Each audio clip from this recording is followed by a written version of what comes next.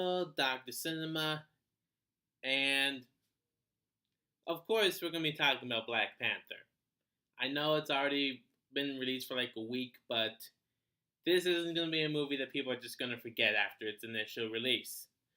One of the reasons why Black Panther has become so popular, and in my opinion, the best MCU film to date, is because of, surprisingly, the villain, Killmonger, also known as Eric Stevens, played by Michael B. Jordan. Now, the Marvel Cinematic Universe has never really been a franchise where the main highlights are its villains. It's always been about the heroes. And there have been some villains that have definitely been seen as fairly good, including Vulture of Spider Man Homecoming, Loki of the Thor and Avengers, but it's always been focused on the heroes. Until Black Panther with Killmonger. Killmonger brings actual conflict, not just physically, but ideolo- ideologically. There we go. That's the word. Wakanda and Black Panther have been isolationists, knowing that if they reveal who they are and what kind of resources they have, that open them to conflict and war and exploitation. And of course, Killmonger brings the other side of this kind of thinking, saying that them hiding themselves has blocked them away from helping their brothers and sisters help in all of the other countries that are being oppressed and having their rights being taken away. That's bringing more than just physical conflict. It's actually complex and it's very intriguing. And his arc is actually a little bit emotional. I'll give him that as well. And actually, Killmonger reminds me a lot of Magneto of the X-Men franchise. Strangely enough, also named Erik. My name is Erik. That's just a coincidence. Anyway, so Killmonger and Magneto are, of course, very similar, but in case you need a brief refresher, Magneto, as a young boy, I'd say about 10, he was one of the many people that were put into concentration slash work camps of the Holocaust.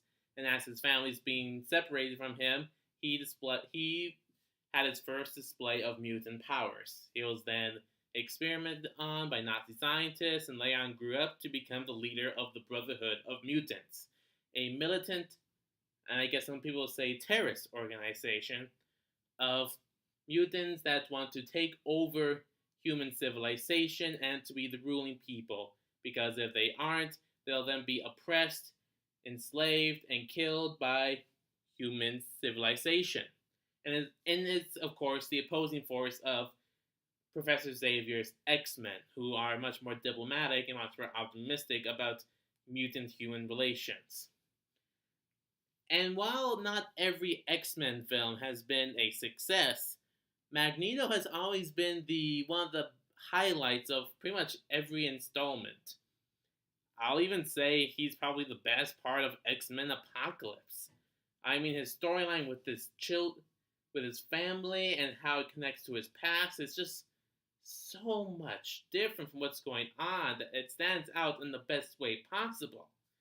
I mean, these two villains, Killmonger, Magneto, are arguably the two most relevant villains from superhero comics. I mean, they actually talk about issues and are just as complex as pretty much any person of the real world. And it really shows that comics aren't just entertainment. They can be used to bring ideas to the table, have their own sides talked about, bringing up points and other information that may not be talked as much when it comes to social topics such as these. And of course, with Killmonger, it's African American, civil rights, those kinds of things. And that can be applied to the X-Men themes, but it's also themes of homosexuality and those kinds of issues as well. Now, some of you may be asking, Which one is more relevant, Magneto or Killmonger? I don't think I'm in a position to say which one is more relevant. I'm a white man who's heterosexual. I mean, the closest thing I can come to fitting the group is that I'm technically an immigrant, but okay, maybe you might have something, but I don't. So while I can't say which one is more relevant, I can say that both of these two are so similar and so relevant that just because they're part of a superhero comic book world doesn't mean we should just push them aside. They actually bring something to social issues that are still relevant today, and it's something that's really worth exploring. I mean, it's no secret that Magneto, as well as the other X Men, have been created with this kind of idea in mind, but this just goes to show that comics and supervillains can still be complex, intriguing, and relevant. And that's all I really have to say. Comment your thoughts down below, like, share, subscribe. Dr. Cinema, see you next time.